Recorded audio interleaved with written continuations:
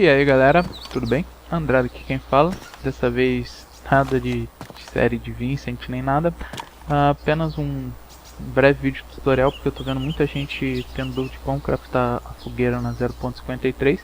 Bom, bem simples, ó. Juntou aqui normalmente, né? Faz a fireplace, vai ficar desse jeito, tá vendo? Aí basta você pegar 5 gravetos desse, que você consegue cortando essas árvores pequenininhas aqui, ou dando um split naqueles troncos mais grossos. Juntou aqui, ó, pronto, fogueira feita, basta acender. E agora, com bem mais slots, 15,